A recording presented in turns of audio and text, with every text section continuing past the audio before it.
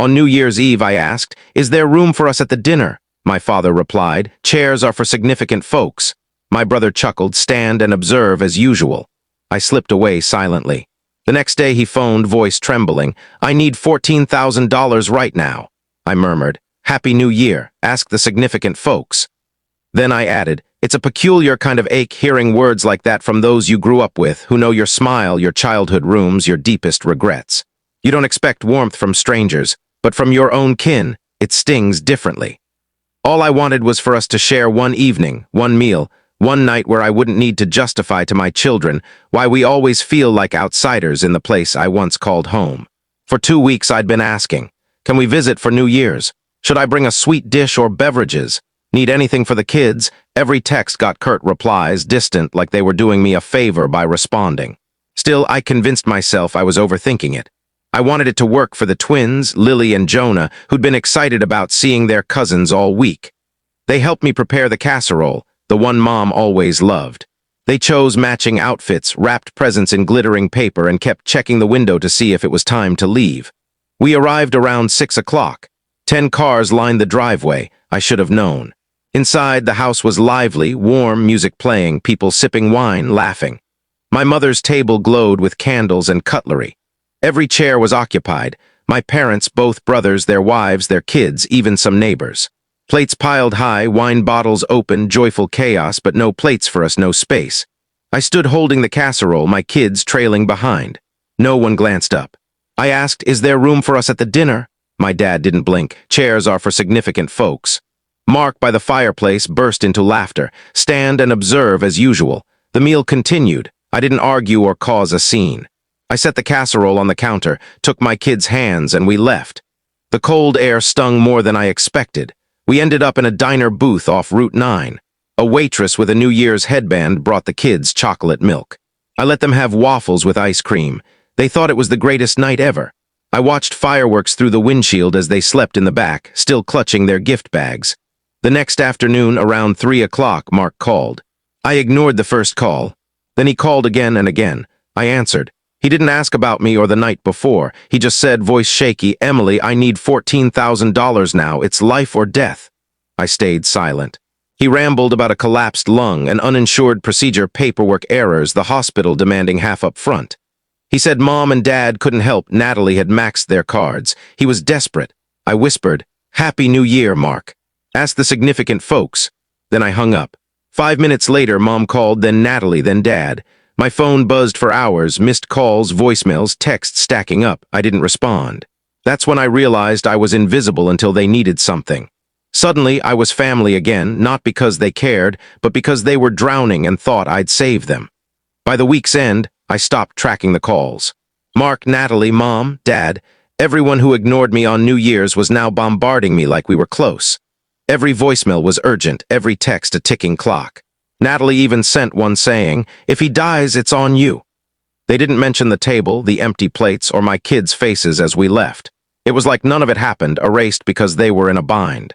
I stayed silent, didn't reply, but listened to every voicemail. Mark left one sounding sleepless, saying, "I know I haven't been a great brother, I messed up, but this isn't about pride. It's life or death. They won't operate without payment. I wouldn't ask if I had another choice." It shook me, not because I believed he'd changed, but because he was still my brother. Then Natalie sent a photo, Mark in a hospital gown, half upright, tubes in his nose, eyes shut. The message below, $14,000 or they send him home. No greeting, no context, just that. I stared at it, locked my phone, unlocked it again. I don't know how long I wrestled with it. My dad's voice echoed. "Chairs are for significant folks." Mark's laughter rang, but now he was the one on the brink and I held the lifeline. I didn't sleep. I dropped the kids at school, went to the bank, and transferred $7,000. It was more than I'd ever spent on anything not for my children. I called Mom to tell her. She sounded relieved but cold, not a single thank you, just asked when the rest would come. I said that was it. She hung up. Mark called that night saying, "Thank you, Emily. You saved me. I'll pay you back, I swear, as soon as I'm out." He didn't sound dishonest, but I didn't let myself feel anything. 2 weeks later, the surgery worked. Natalie posted a dramatic Facebook update full of hearts, hashtags, and words like miracle and thanks. "We've weathered the storm. Thank you for prayers and support. Family is everything," she wrote. I read it 3 times. My name wasn't there. My help was invisible. To the world, I didn't exist, a shadow outside their perfect circle. I waited a few weeks before asking about the money, thinking they needed time to recover. Then I sent a polite text. Checking in, any idea when you can repay the $7,000? Things are tight here. It was marked red, no reply. 2 days later, I asked again. Natalie responded, saying they were struggling, Mark was still jobless, and it was emotionally draining. She hoped I'd understand during their fragile healing phase. Then she asked for more money, $2,000 for meds and rehab. That's when it clicked. They never intended to repay me. I wasn't a sister or family. I was a resource they thought they could tap endlessly. I replied with one word, no. No explanation, no emotion, just a closed gate. I could imagine their narrative. I was selfish, didn't care if Mark died, was bitter over a trivial family dinner. But I knew the truth. I'd raised 2 kids alone, worked 2 jobs, survived 2 years of being frozen out by my own blood. I wasn't heartless, but I wasn't foolish either. If they thought they could take and vanish, they'd learn what happens when the insignificant one says no. After I told Natalie no, I expected quiet. Instead, it got worse. The next morning, Mom texted, I heard you refused to help again. We're all struggling, Emily. Think of someone else for once. That word, again, like I hadn't already drained half my savings for people who didn't save me a chair. I didn't respond. I thought it was over, but then Natalie showed up at my door unannounced, holding a box of store-bought cookies, wearing a strained smile. I opened the door just enough to hear her. She said she wanted to talk, that they were desperate, sorry. Things got tense. She offered the cookies like that fixed everything, then asked for $5,000 more for Mark's recovery, saying he wasn't healing as hoped. Hospital bills were piling up. Insurance had failed them. I stood silent. She kept talking, saying, you can help. Why are you punishing us? I closed the door. 2 days later, Mark called, not asking but demanding, saying I owed him for saving me years ago, whatever that meant. He said family steps up, that he'd give everything if roles were reversed. I nearly laughed. Instead, I said, you won't get another penny. The next day, it turned uglier. My parents called a family meeting at their house, insisting I come to talk it out. I knew it was a trap, but went to see how far they'd push. I left the kids with a neighbor and arrived after dinner. It felt like an ambush. Mom, Dad, Mark, Natalie sat in the living room like a tribunal. Mom started, it's time you stop holding this money over us. I stayed quiet, letting them unravel. Dad said it made no sense I couldn't spare more, given I had no mortgage or husband. Mark talked about family carrying each other. Natalie pulled out a notebook of expenses like I was a loan officer. I waited until they finished, then said, you're not asking, you're expecting. The answer is no. I stood and left. No one followed or called out. That was the last time I saw them there. A week later, Natalie texted, we've decided not to repay the $7,000. Given the situation, we consider it a gift. A gift.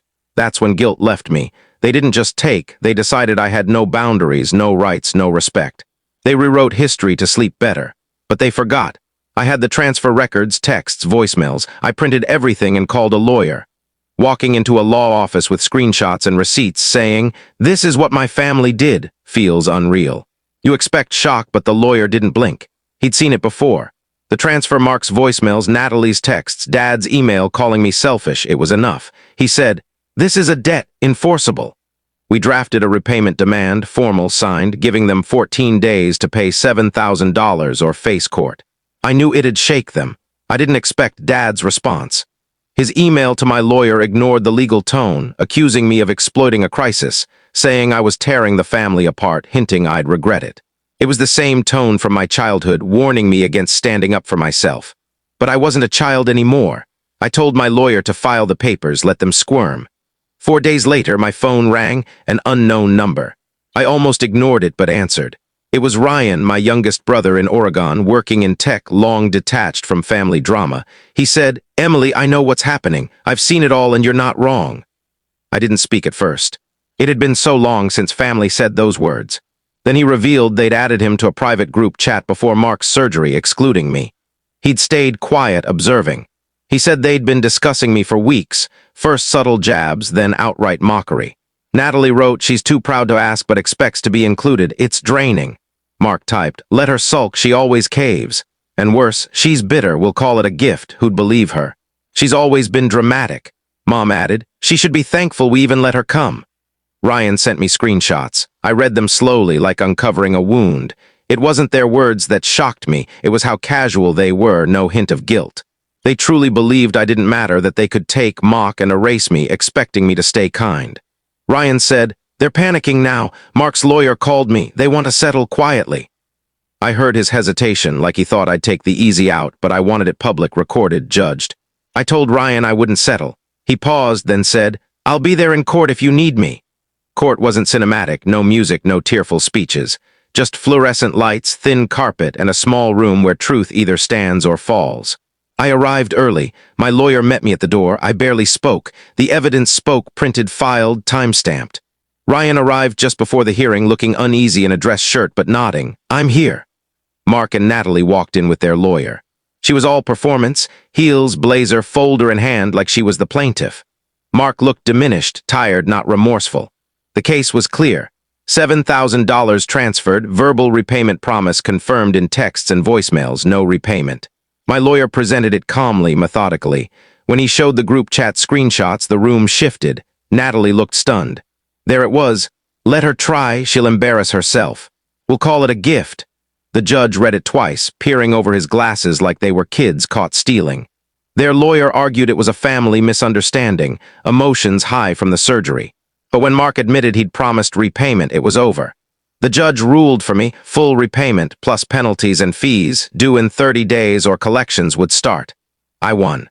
In that quiet room, no applause, no hugs, I felt nothing. No joy, no relief, just exhaustion behind my eyes. Outside, Ryan walked me to my car, silent at first, then said, "You were right to make it real. They had every chance. They chose this."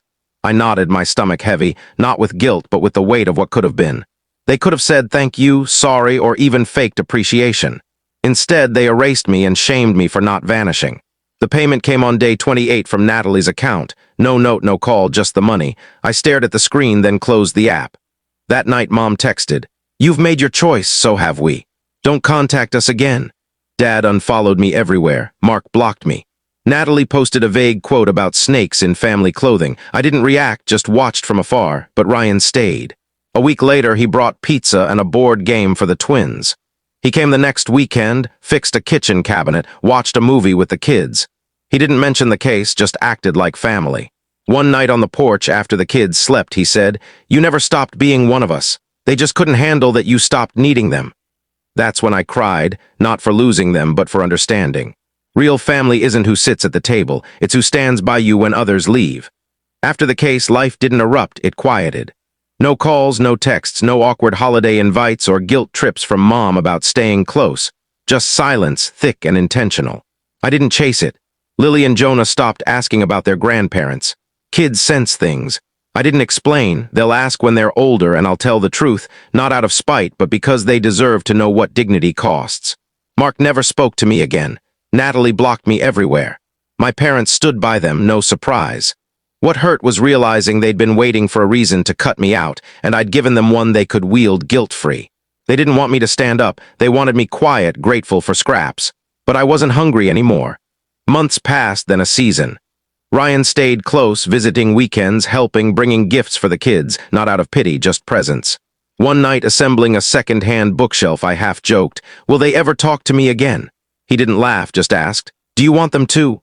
I didn't answer, but I thought about it for days. The pain wasn't just losing them. It was realizing I never had them the way I believed. They loved the me who asked for nothing, who showed up quietly, brought casseroles, stayed in the corner. When I stepped forward, the illusion broke. Around then, I used my savings to move us to a slightly larger apartment. Nothing grand, but the twins got their own rooms. I painted Jonah's blue, Lily's yellow, and we picked curtains together.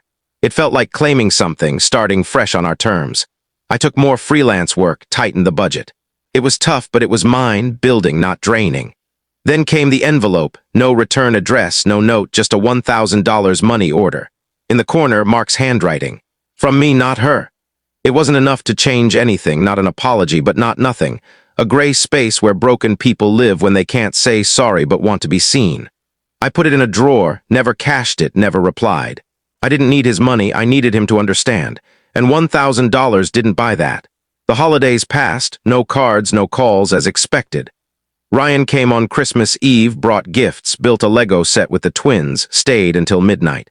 We watched snow fall, sipped peppermint tea, and talked quietly, the peace of someone choosing to stay. I asked why he never picked a side before. He said, "I thought we were all on the same team." Then he added, "I was wrong. I won't make that mistake again." I didn't cry then, but later, seeing the kids under the tree lights, I let it all out. The hurt, the release, the sharp edge of closure. They never gave me a seat, but I made one for myself, my kids, and anyone who chooses love over silence. No one can take it away. Sometimes I drive past my parents' neighborhood, not often, not on purpose. When I do, I feel nothing. No anger, no longing, just stillness, like passing a house that's no longer yours. I wonder if Mark reflects, if Natalie sees my kids' photos and feels a flicker of shame. I doubt it. People like them rewrite stories to be the heroes, even when they're not the ones bleeding. But I'm done reshaping myself for their comfort.